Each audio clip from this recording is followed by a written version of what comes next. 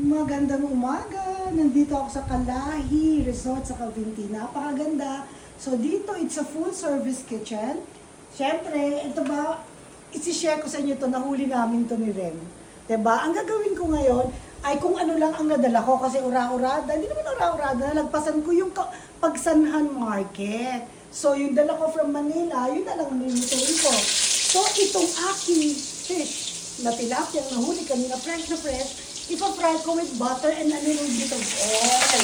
Kasama ko dyan. Pagkatapos, etong aking mga kinat na native eggplant, talong, sasama ko yan dyan. Diba?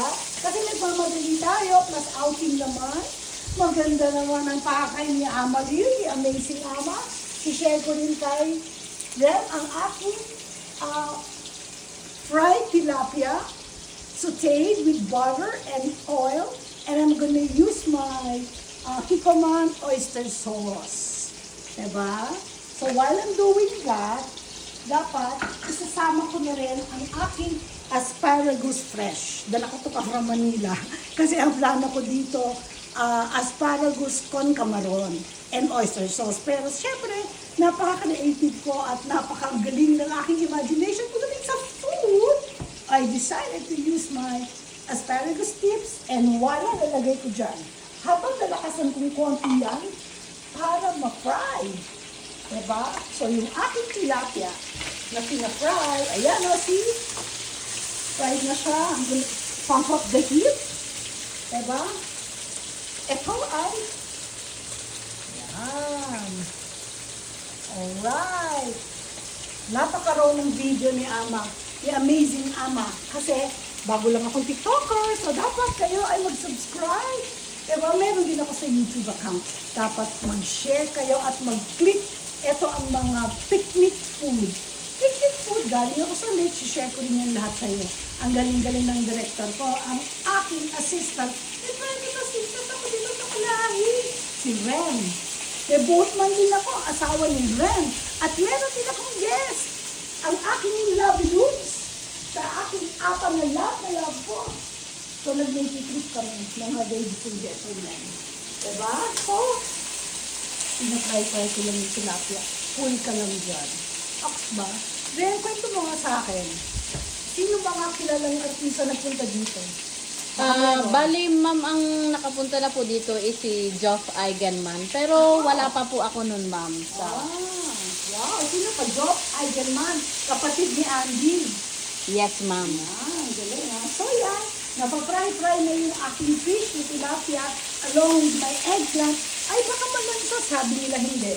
Kasi napatay na ng lansa yung butter na nilagay ko. Tapos mamaya lalagyan ko pa yan ng oyster sauce. So hindi nyo na kailangan asingan ng tilapia. Ito na yung aking pinanggisa.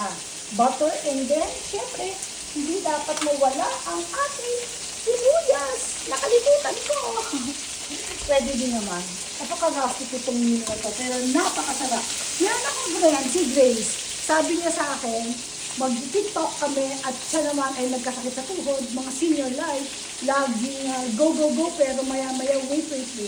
But now kami ang aking sistema para hindi lang kwentuhan ng biyahe, tinututo ako, random, alis bigla, araw-araw mismo. Yan ang sarap ng senior life. Walang leave, file ng leave. At walang mga anak na kailangan sunduhatid sa school, over na ako dyan. Pero dito, pwede ko rin isama ang mga apo ko. Diba? Ang sarap ng buhay ko! Salamat sa aking anak na aking benefactor. Siyempre ang aking Diyos. Higit sa lahat, nagpapasalamat ako. Okay, tingnan natin, balikan natin ang aking niluluto, ang dal-dal ko, no? Okay, now it's ready. I'm gonna, siyempre, drizzle the pepper, and then, lagay mo na yan. Oh, diba? Yan yung pampalasa. Oh, medyo, actually, ang talong, kailangan pang iluto, pero I'm already, what you call it, simmering it, so that it won't dry up. Alam niyo, masarap dito kung may dala akong sesame oil. Kaso wala. Pero itong aking mga ingrediente na hindi natuloy, ang pag-aking pangpakalengke, Pero masaya pa rin ako. Itong maganda sa Kalahi. Lahat kailangan. Dalhin mo lang ang gusto mong lutuin, di ba? Food trip na to. So this is going to be a barkada food for today. Pakitingnan ang aking niluto. Ma'am Rem. Yan. Like in, I could say a minute, pwede na yan. Pero hindi ko natatapusin yan kasi gutom na ako. Mga kaibigan, mga ka-senior, punta kayo dito sa Kalahi Cavinti Resort. It's so beautiful. I did my painting doon sa baba.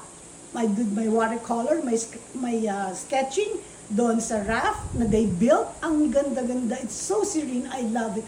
Bye! See you again. Amazing Ama!